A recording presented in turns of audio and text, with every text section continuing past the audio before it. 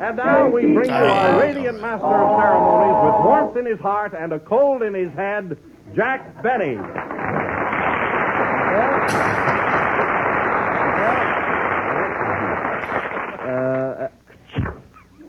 Hello again. This is Jack Benny speaking to you through a Kleenex. So don't get too close to your radios, folks. You know how these colds spread. Sorry.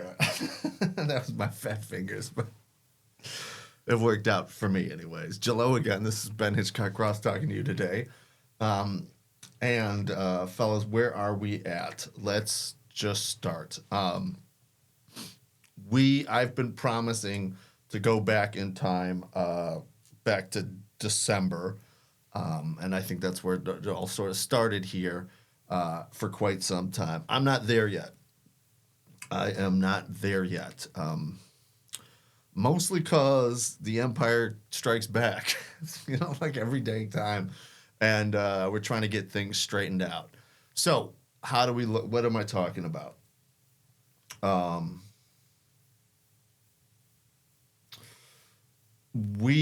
think we're just about at the point where we're going to start calling it the Milwaukee Public Schools Equal Rights Division. And it does seem like there is a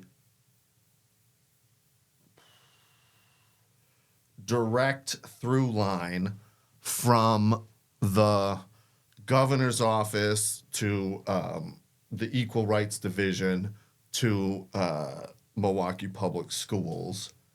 And it does seem that we are getting,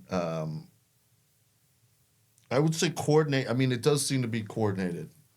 At least I can put it like this, that it's hard to escape the conclusion that it's somewhat coordinated. So if you don't recall, in the latest hearing latest round of things that we had, and there was a lot of things to get lost in that, the support for Aisha Carr and the pushing of Mike DeGale, Notary Public, who an assault by a security guard and sort of the police standing around there and not doing anything about it, and the director of security playing name games and all the rest of that. We have that gentleman, by the way. Yeah, we've got him. And we could do several hours on him. It's a question of will and time and so forth. So we'll get into all that. But I, had it not been for all of the mayhem, the headline to me would have been Milwaukee Public School Board gets served, and most importantly, Jackie Mann was served. Or, I want to put it another way, we served Jackie Mann.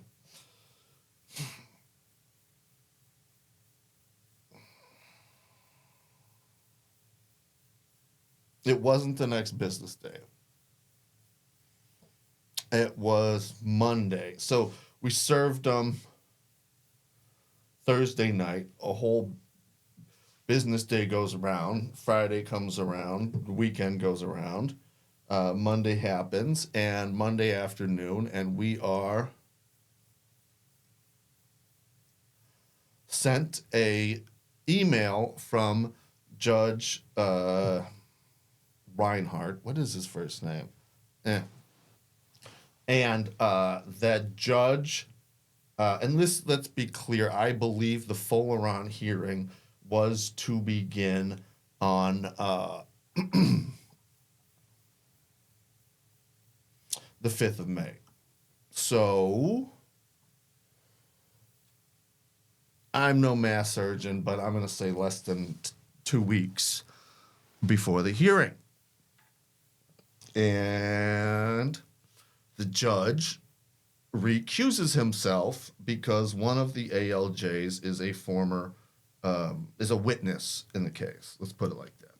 One of the ALJs is a witness in that case. Now, you would kind of wonder, hey, Ben, don't you think you would have known that and probably raised that issue before? Yes, we did. We raised that issue in June. We raised it in August. We raised it in October, in December, in January, and in March. But not until we serve everybody and a few other issues were brought to light is the hearing by the judge, hearing examiner, canceled. He removed himself from the case and then canceled the hearing and all deadlines. We are now 2 days from that. It is Wednesday here. We still don't know who the new judge is, when the new hearing is, what's going on. And you can be sure that one of the things that I have been otherwise occupied doing over the past time is preparing for this hearing. And let's be clear that we would have had Keith Posley would have been there, Holliday would have been there, Mann would have been there, Jonathan Tempesta would have been there, of course, Matt Chasen, and we could go on. Instead, we have no idea what's happening. So, we've got a lot of time to get to a lot of subjects. And that's what we got. I cannot tell you how much stuff we have on John Gelhard that's ready to go. And I think we're going to go and focus in on really how, that's what we're going to have to go, because we're about at the conclusion that the Equal Rights Division of the state of Wisconsin is not fit for its purpose if your employer is a high-level governmental agency, for example, the state of Wisconsin Department of Corrections or the Milwaukee Public Schools, otherwise known as the Board, the Milwaukee Public Schools Board. Okay, so did you know that MPS Milwaukee Public Schools is just like a sort of branding exercise, and that it's actually the corporate name is the Milwaukee Board of School Directors, MBSD, and that there's definitely a case where some poor schnook sued Milwaukee Public Schools, and they took it all the way to the appeals court of the 7th District of the federal court system and lost, even though the so-called offices for the board is right down the hall. It's a stunning decision. It's stunning. And let's say there are service, and sometimes it's no joke. That is for sure. But, oh my God. So, if you can see here, we're sort of, I won't say shocked, because this has certainly happened before to Angela Ford, for example, when Laura Benitez Morgan, another administrative law judge, she used to be an actual circuit court judge until she was appointed by Governor Tony Evers to be in that position there. Appointed may be strong of a word, strongly encouraged after she lost election. Let me rephrase all that. Laura Benitez Morgan was appointed to be a circuit court judge by Tony Evers. She did not win re-election, and so the Wisconsin Equal Rights Division hired her under Tony Evers to be an administrative law judge. Okay? No problem. Now, she dismissed Ford's case less than 2 weeks before the hearing. Again, Posley was supposed to be there. This is in October or something like that. Holliday with the whole shebang. That's the one, as far as I recall, when Holliday, and that's in the records there, points to his skin and tells her that she needs to be on Team Black or something along those lines. I'm paraphrasing there, so forgive me.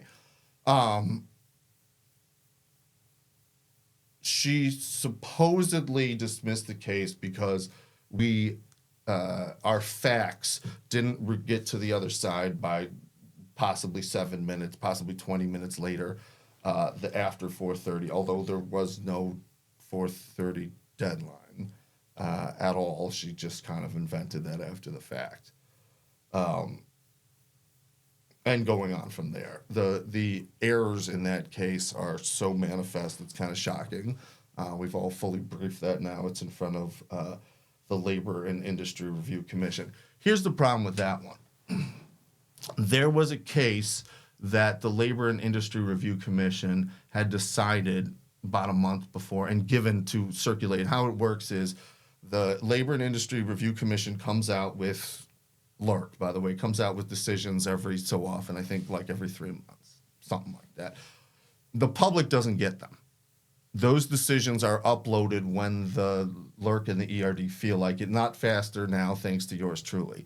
But for what had been happening for forever, and what still continues to be the case, is the secretary for LERC sends them to all of the ERD people, including all of the ALJs. So the ALJs get the law from LERC, the rules from LERC, it's not really law, ahead of everybody else. There was a case in there where it was very clear that ALJs are not to dismiss a case in like circumstances, even assuming we handed in late or whatever, she didn't make that up after the fact or whatever else, that she was not allowed to do that without hearing from the complainant, I mean actually having a not necessarily in person, but a hearing where the because of due process, where the complainant has the notice and opportunity to be heard, and to say whether or not it was by their actions that it was late or not answered or whatever else. Keep in mind, normally in all the case law says it's like 5, 6, 7 times going back and forth, willful disregard, whatever. Not something like handing something, it's sending something to the other side at 4:47 or whatever it was. There was no such deadline. And what's amusing about that is we've got Benitez Morgan here. She then allowed the state of Wisconsin to file something after 4:30. And we made a big stink about that and had the recording of her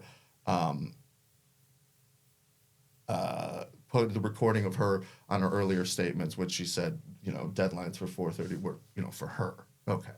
Now, it's a big, here's just to be clear, it's a big distinction to have a deadline for responding to a brief, for example, and a deadline to send discovery to somebody else. So, unless it is said that you have to respond to discovery by 4:30, which I submit was never in there, then you're just making things up. So, but she allowed the state to respond or do whatever, file something after 4:30, and she counted it that day. And I pulled out this recording and said, what about this? We'll save you some of how she responded to that and whether I think that was ingenuous or disingenuous or not. But we will just be very clear, I think, that she then clarified the rules, her rules for filing, and it was very clear what it pertained to, which was responsive motions due to her and nothing else. So that was another instance where and again, what is so troubling about that is this judge was told the month earlier that she could not do this, and she did it anyway. We won't go into how many times we explained to her why she couldn't do this, and she continued to do it anyway. We won't. Or anybody's suspicions about what her true motives were. We'll leave that all aside there. But we will say that this is the second time in a row where the Equal Rights Division is just sort of, not me, I'm not doing it. And here it's just straight up, the judge just said, I'm out. Hearing is canceled, all deadlines are canceled. Hey, who needs some equal rights?